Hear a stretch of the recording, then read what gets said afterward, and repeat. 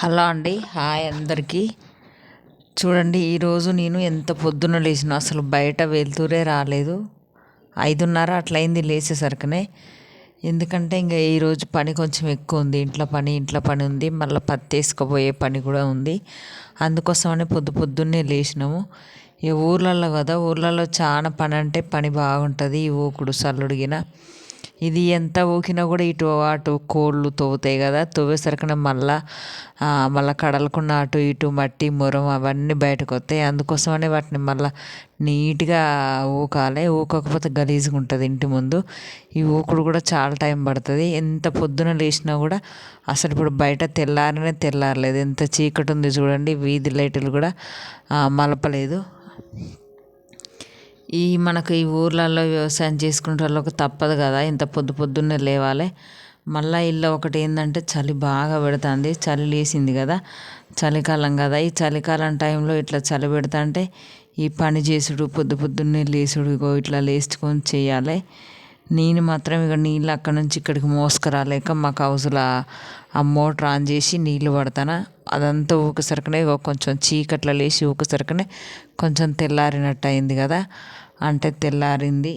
మనం ఇదంతా ఊకిచ్చేసరికనే మళ్ళీ ఈ చెత్త చెదారం అంతా అటు ఎత్తినాకనే అలకసలితే బాగుంటుందని మా ఆయన చెత్త అంతా ఎత్తుతాడు. నేను ఇందాక ఊకిన కుప్ప. ఇక ఇప్పుడు ఇక్కడ అంతా నేల కదా, ఈ నేలను పెండ కలిపి ఆ పెండతో చల్లితేనే చిక్కగా ఉంటుంది. లేకపోతే అంత దుక్కులు ఉంటుంది. పెండ చల్లి నీట్గా పెండ కలిపి చల్లాలి. మన ఈ నేల కాకపోతేనేమో పెండ కాకుండా మామూలుగా నీళ్ళు కొడితే పోతుంది. పని కూడా తొందరగా అయిపోతుంది.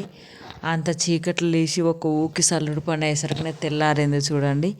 లేకపోతే ఇంకా ఘోరంగా ఉండేది. మనం తెల్లారినాక లేతే అసలు పని మాత్రం అస్సలు తీరదు. ఈ చలికాలం వేసరికనే ఈ అలుకు చల్లుతుంటే చలి మాత్రం బీభత్సంగా చలి పెడుతుంది. చలి పెట్టినా కూడా తప్పదు కదా, ఈ పనులు చేసుకున్నాడు ఇంట్లో పనులు ఆడవాళ్ళకు. ఈ ఈ చలికాలం ఎంత చలి పెట్టినా మనం ఇంట్లో పనులు నీట్గా చేసుకోవడం మాత్రం అస్సలు తప్పదు.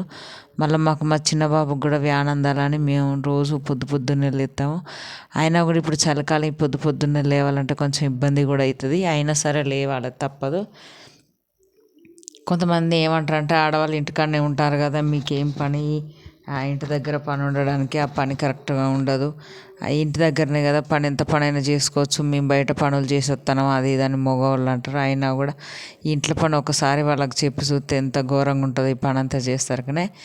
ఇక చూడండి, మాది బియ్యం పిండి పట్టించి మేము ముగ్గేస్తాము కంపల్సరీ. కొంతమంది అయితేనేమో కొన్న ముగ్గులతో అట్లేస్తారు కదా, కాదు మా ఇంట్లో మేము ఎప్పుడైతే నేను ఇంతవరకు ముగ్గు కొనలేదు, సొంతం బియ్యం పిండినది. ఇక్కడ మాకేందంటే కట్టెల పొయ్యి ఉన్నది. ప్రతిరోజు మేము కట్టెల పొయ్యి అంటేసుకొని నీళ్ళు వేసుకుంటాం. ప్రతిరోజు అంటే మరి వర్షం పడ్డప్పుడు అట్లా వేయము. ఎందుకంటే కట్టెలు తడిసి ఉంటాయి కదా, ఆ టైంలో పొయ్యి మండదు. అందుకోసమని ఎండగొట్టిన టైంలో మాత్రమే కట్టెల పొయ్యి వాడతాము.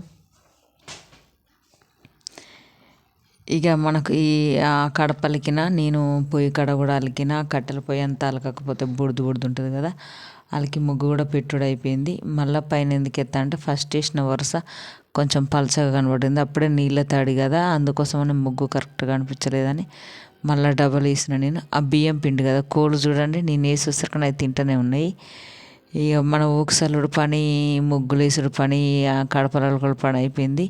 ఈ బట్టలు మిషన్లో ఎత్తాను. నేను బట్టలు మిషన్లో వేయలేదు, ఎందుకంటే బట్టలు వేయలేదు. బట్టలు నిన్న బాయక్కడ పోసేసరికి బట్టల పని అస్సలు కాలేదు. ఈ బట్టలు వేసి అంట్లు బయటేసిన తర్వాతకి బ్రష్ చేసుకొని చాయ్ తాగితే మరి చాయ్ బొళ్ళు గిన్నె అన్నీ తోమవచ్చు కదా ఒకేసారి అని అంట్లు తోమలేదు. ఇంకా అంట్లు పక్కకు పెట్టిన. ఈ చలికాలం కదా, చాయ్ తొందరగా తాగితేనే చలి పెట్టదని పొద్దున్నే మా చిన్నోడు పోయి పాలు తెచ్చిండు. పాలు తెచ్చినాక నేను చాయ్ పెట్టి బ్రష్ చేసుకున్నా. మనం బ్రష్ చేసుకున్నాక లోపల పోయి వంటగదిలో పనులు చేయొద్దట, మీరు గుర్తుకుంచుకోండి. అందుకోసమనే ఆ మొహం కడిగిన తర్వాతకి నేను కిచెన్లో పోయి చాయ్ పెట్టి ఇంకా చాయ్ తాగిన తర్వాతకి మళ్ళీ వంట పనులు చేయాలి కదా, ఆ వంట పనులు చేసుకుంటున్నా. ఈ స్కూల్కి వ్యాన్ అందాలి. మళ్ళీ మా పత్తి కూడా ఈరోజు కూలోళ్ళకు నిన్న మొన్న 3 రోజులు ఏరిన పత్తి ఉంది కదా, ఆ పత్తి కూడా మళ్ళీ కూలోళ్ళకి అమ్మాలి, వాళ్ళకి కూలి ఇవ్వాలి కదా. అందుకోసమని ఆ పత్తి వేసుకుపోవడానికి కోసం కూడా మళ్ళీ పని ఉంటుంది కదా అన్నట్టుగా అట్లా కూడా కొంచెం పొద్దుగాల లేచిన. ఇటు చాయ్ పోసిన, అంతకుముందే నేను బియ్యం కడిగి పెట్టిన. ఈలోపు అన్నం అయింది కదా, మనం కూరగాయల పని చేస్తున్నాం కానీ అటు అన్నం పెట్టిన. అన్నం అయితే అంటే నేను ఇందాక వేసిన బట్టలు మిషన్లో బట్టలు అయినాయి. ఆ బట్టల పని అయిపోయింది. మళ్ళీ అవి తీసేయండి, అవి తీసిన. ఈ మిషన్లో వేసిన బట్టలు ఏమైంది అంటే అంత ముడత ముడుతుంటాయి, మనం పిండంత సాఫ్ ఉండవు. అయినా సరే ఇప్పుడు అందరం మిషన్లే కదా వాడేది. ఇందాక పత్తి వేసినాము ట్రాలీలో. ఆ పత్తి వేసినారు కదా, మళ్ళీ ఆ పత్తి వేసినాక బస్తాలన్నీ ఖాళీ ఉన్నాయి కదా, ఈ బస్తాలన్నీ మడత పెట్టాలని మళ్ళీ బస్తాలన్నీ మడత పెట్టి కట్టి పెట్టుకుంటే తర్వాతకి మనకు దేనికైనా యూజ్ అవుతాయి కదా. మళ్ళీ తోట ఏరేటప్పుడు ఇట్లా మళ్ళీ చిందరపందరగా వేసి అవి ఇక్కడక్కడ వేసి దొరకకుండా ఆగమాగం పని ఉన్నప్పుడు ఎతికే బదులు మనం నిమ్మలంగా ఇప్పుడు దులిపి మడత పెట్టుకుంటేనే మళ్ళీ తర్వాతకి పని ఉన్నప్పుడు దొరుకుతాయి. ఈ బత్తల పని కూడా కట్టగట్టి పెట్టిన. చిన్న బాబుకు స్కూల్లో అయిపోయింది, వాడికి బాక్సులు కట్టి వాటర్ బాటిల్ వాటర్ పోసి ఇంతసేపు మా చిన్నోడు ఆ పత్తి అంతా ట్రాలీలో పోసిండు. అందుకోసమని వాడు తయారవుతాడు లోపల. స్నానం చేసి మళ్ళీ వాడు తయారవుతా అంటే నేను బాక్సులు పెట్టిన. ఈ బాక్సులు పెట్టి ఇక స్కూల్కి పంపించిన. ఇంకా మళ్ళీ తర్వాతకి అంట్లు గిన్నెతో వల్ల చాలా పనులు ఉన్నాయి. ఆ మిగతా పని అంతా ఇంకా వీడియో తీయలేదు. బాయ్.